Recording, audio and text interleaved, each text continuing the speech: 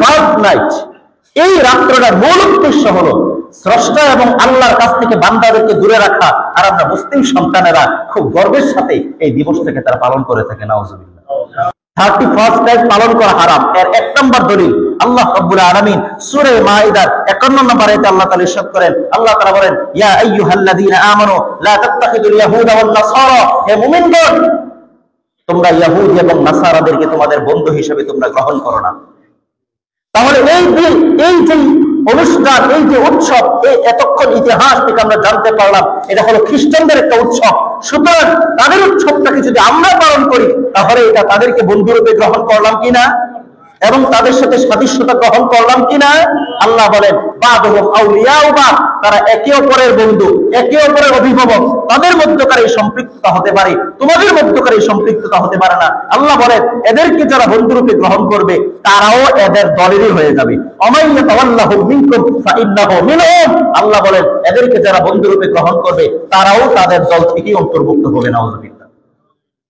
তাহলে কি দাঁড়াইলো? এই উৎসব পালন করা মানে এদেরকে সাপোর্ট করা, এদের মতটাকে গ্রহণ করা, এদের জিনিসটাকে আমার কাছে ভালো লাগে এটাকে মনে করা। আর আল্লাহ তাআলার ভাষায় এমন যদি কেউ মনে করে তাহলে সে তার মূল পরিচয় ইসলামের মধ্যে না থেকে তাদের পরিচয়ের মধ্যে ঢুকে যায়। সম্মানিত হাজিরিন, 2 নম্বর দলিল, কোন বিধর্মীদের সাথে সাদৃশ্য রাখা বৈধ নয়। রাসূল করিম সাল্লাল্লাহু আলাইহি ওয়াসাল্লাম হাদিসের মধ্যে ইরশাদ করেন, সুনানে আবি দাউদের 4031 নম্বর হাদিস, রাসূল বলেন মান তাশাব্বাহা বিকওমিন ফাহুয়া মিনহুম, যে ব্যক্তি কোন কওমের সাথে সাদৃশ্যতা অবলম্বন করে সে ওই কওমেরই অন্তর্ভুক্ত। নাউযুবিল্লাহ।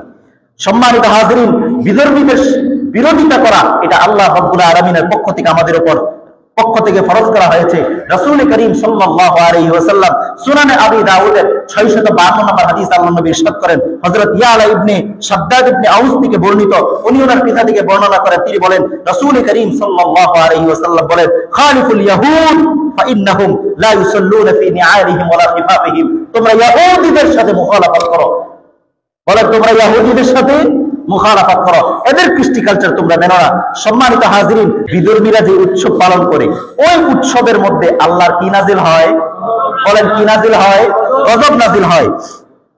আল মাওদুআতুল হাদিসিয়া এর মধ্যে 15 নম্বর খণ্ডের 18 নম্বর পৃষ্ঠার মধ্যে ইরশাদ করা হয়েছে, হযরত আনাস ইবনে মালিক রাদিয়াল্লাহু তাআলা থেকে বর্ণিত, রাসূল করিম সাল্লাল্লাহু আলাইহি ওয়াসাল্লাম বলেন, লা তাকরাবুল ইয়াহুদা ওয়ান নাসারা ফি আ'য়াদিহিম ফাইন্নাস সাখতাতা তানজিলু আলাইহিম। রাসূল করিম সাল্লাল্লাহু আলাইহি ওয়াসাল্লাম বলেন, ইহুদি এবং নাসারাদের যে উৎসব আছে সেই উৎসবে তোমরা যেও না, সেই উৎসবের কাছেও যেও না, কারণ সেই উৎসবগুলোতে আল্লাহ তাআলার ক্রোধ, আল্লাহর গজব নাজিল হয়। আমাদের সন্তানেরা পূজার মধ্যে যায় কিনা? বলেন পূজার মধ্যে যায় তো গিয়ে তারা তাদের সাথে গিয়ে মেলামেশা করে, তাদের সাথে গান বাজনা করে, এই সমস্ত জিনিসে শরীক হয়। অথচ ইসলাম এগুলোকে নিষিদ্ধ করেছে।